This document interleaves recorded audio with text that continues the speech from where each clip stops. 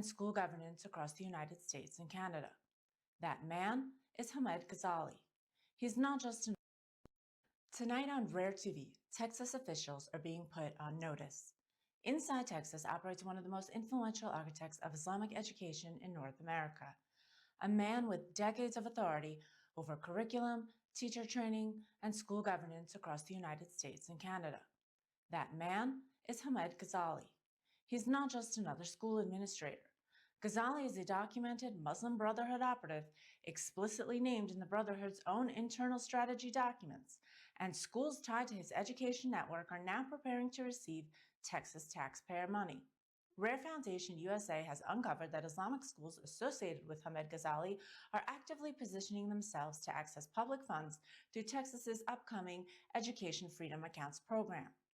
RAIR has revealed that Ghazali is explicitly named in the infamous 1991 Muslim Brotherhood Explanatory Memorandum, a document entered into evidence during the 2007 and 2008 Holy Land Foundation terrorism financing trial. It outlines a long-term civilization jihad strategy carried out through institutions, Islamic centers, dawah operations, and education. And it explicitly names the Dawah and Education Center run by Ahmed Ghazali as a foundational part of the network. In a recent Houston Chronicle article, Ahmed Ghazali openly stated that he plans to raise tuition to the maximum voucher amount, positioning a school to capture every taxpayer dollar available.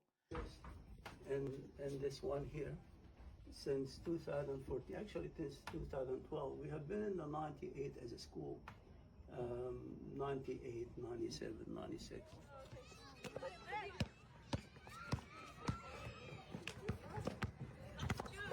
Absent immediate safeguards, Texas taxpayer money will soon begin flowing to schools associated with Ghazali under a school choice program that contains virtually no ideological, security, or vetting protections. This report is a warning to Texas leadership. Texas officials now have a narrowing window to act, to investigate Ahmed Ghazali, safeguard public funds, review eligibility, and prevent taxpayer dollars from being funneled into an ideological network that has already declared its objectives. Ahmed Ghazali has a documented history tied to global jihad networks, Hamas financing operations, and senior al-Qaeda leadership circles. Before 9/11, Ghazali produced and appeared in the primary jihad recruitment videos featuring al-Qaeda leaders, openly raising money for weapons and for terrorists he described as martyrs in Palestine who were fighting for Allah.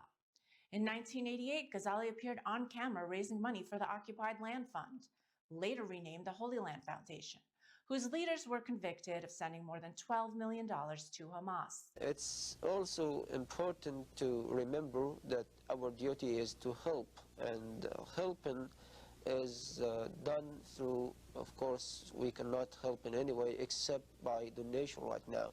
We have seen people standing in front of soldiers without nothing except with a few stones ready to get martyred for the sake of Allah. So it's our duty to help them, and it's our duty to help the Islamic Association for Palestine, Al-Ittihad Al-Islami li Palestine. So please send your money to the Occupied Land Fund, and we have the address written right now. Ghazali also promoted Sayyid Qutb's milestones, the ideological blueprint that inspired al-Qaeda and the 9/11 hijackers.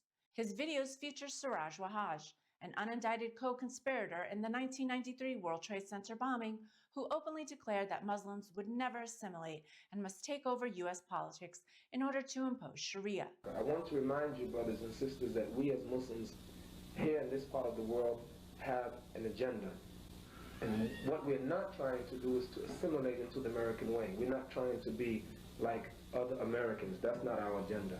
I do not believe that Muslims ought to get into politics because that's the American thing to do. No. I think Muslims ought to get into politics for our agenda. I gave a lecture in the University of Michigan, and when the lecture was over, it was attended by many Jews. A Jewish professor, a woman, said, "Mr. Imam Siraj Wahhaj, tell me, if Muslims become the majority of people in this country, and if you vote, would you then vote to implement the Sharia?"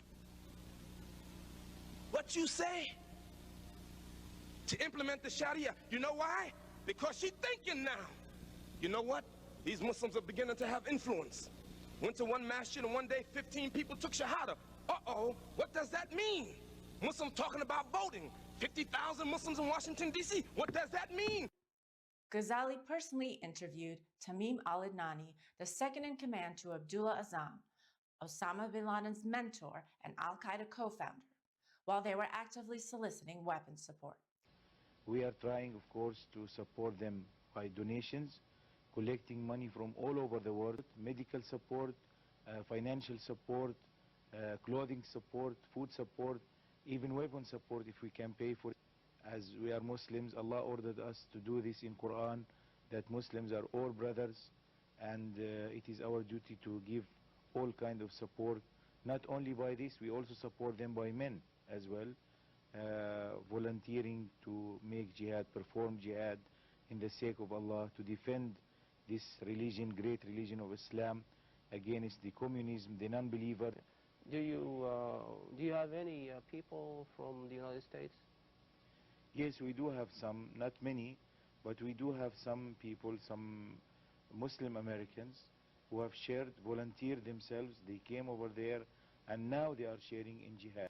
And they have learned how they were trained on how to use weapons, and they are sharing now with their brothers, Mujahideen. In 1990, Ghazali spent 4 days as the personal companion of Yusuf al-Qaradawi, the late Muslim Brotherhood spiritual leader who was banned from the United States and blacklisted internationally as a terrorist supporter.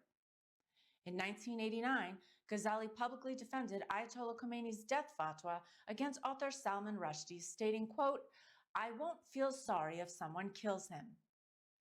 Ghazali was not merely associated with the Muslim Brotherhood. In 1982, he served on its North American Board of Directors alongside Ahmed al-Qadi, a key architect of the Islamic Society of North America, or ISNA, North American Islamic Trust, the Muslim Students Association, and multiple Brotherhood-aligned Islamic schools.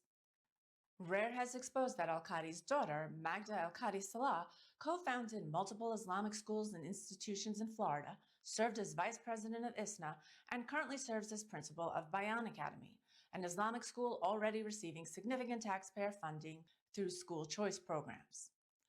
This network also intersected with figures such as Nabil Sadoun, a former CARE board member who was later deported for lying about Hamas and Muslim Brotherhood connections. Today, Hamad Ghazali is deeply embedded in the Islamic education pipeline across North America. He currently directs the Houston Quran Academy, founded Al-Huda University, chairs the Muslim American Society Council of Islamic Schools, and serves as a primary curriculum developer and consultant for Islamic schools throughout the United States and Canada. This role matters. The Muslim American Society of Islamic Schools helps set the rules for Islamic schools, influencing what they teach and how they operate across multiple states. That means schools that never employ Ghazali directly are still teaching material he helped design, approve, or normalize.